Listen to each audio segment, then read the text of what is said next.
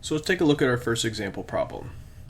Graphically position the links for the furnace door in the configuration shown. Then reposition the links as the handle, which is originally set at 10 degrees, is rotated counterclockwise to 40 degrees, so an additional 30 degrees. Determine the resulting displacement of the door. So what we're looking at is as this handle moves from 10 to 40 degrees, what is the movement of this door going to look like? And we're going to represent that graphically in AutoCAD.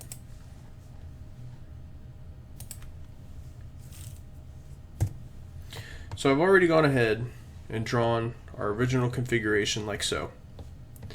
So we can see that the handle is located here at the initial 10 degrees. We have the 18-inch section as well as the 8-inch section. And we have link BC at 15 inches connecting our handle to the door with the pin joint C and the slide joint D, as well as our frame pieces. So let's go ahead and let's draw our secondary configuration. So the first thing we're going to do to draw the secondary configuration is we're just going to trace out this handle again.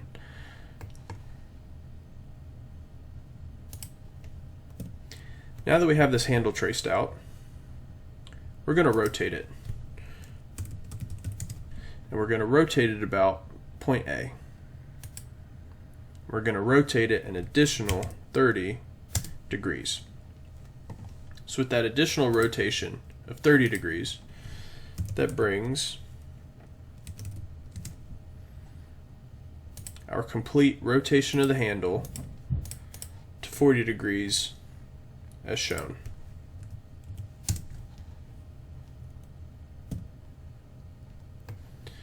Okay, so now that we have our handle oriented at 40 degrees in our secondary configuration, let's go ahead and let's add pin B to our handle.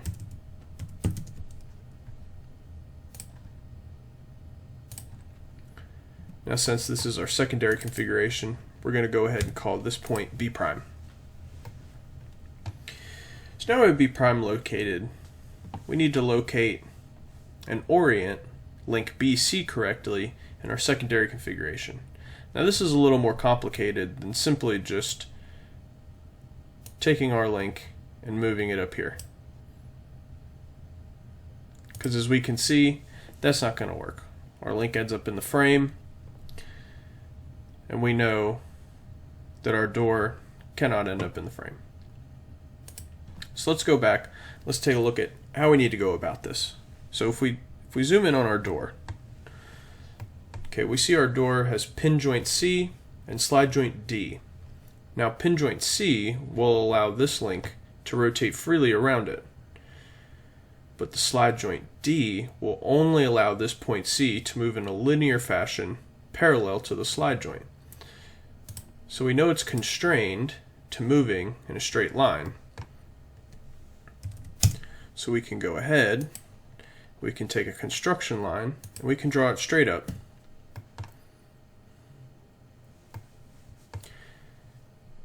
And intuitively, we know this door is going to move up because our point B prime is higher up than point B. So now that we have a path that the pin C is going to move along, we need to locate where exactly on this path it's going to be. So to do that, we're going to draw an arc. Now we're going to draw an arc with the center point at B prime. And our arc is going to have a radius of the length BC.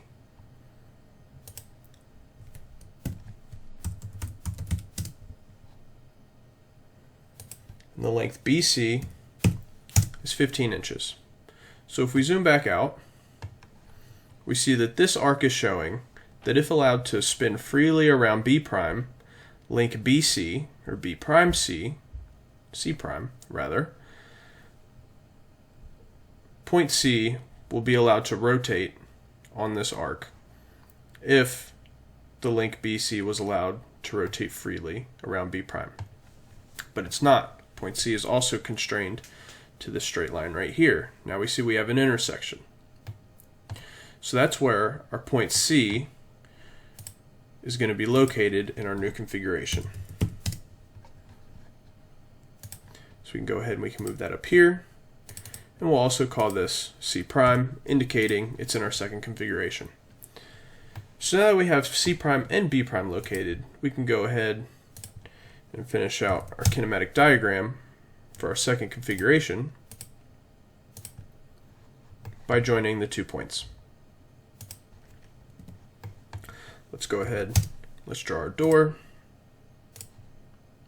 in our second configuration just to get the full image.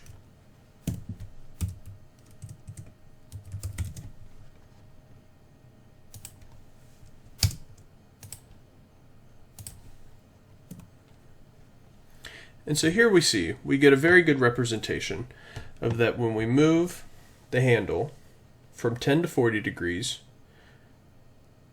our point B moves up into B prime, and the door slides in its slide joint straight up from C to C prime. Now the question is asking how far it moves. Since we're in AutoCAD, this is very easy to do. We can simply dimension between the 2 points.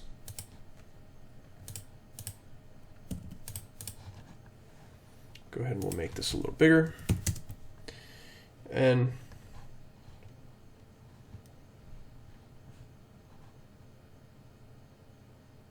we'll go ahead and reduce the precision of our measurement because we don't need that.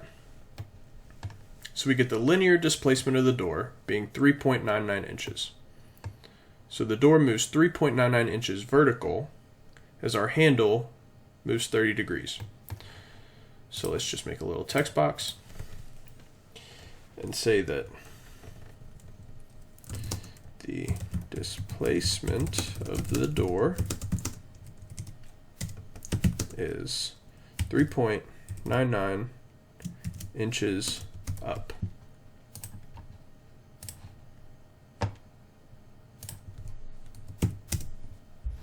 Now it's important to clarify that it's up and not down, right? Because 3.99 inches, we don't know exactly where that could be. We do know it's linear, but we need to really define it and say that it's up. So when you're doing your homework or you're doing a test and you have a problem like this is what I want to see as your answer. This whole thing right here. I want to see your initial configuration drawn out. I want to see the secondary configuration drawn out. And I want to see things used as reference to draw the second configuration. Things like angles, as well as your construction lines and your measurements taken, as well as a text box defining your final answer.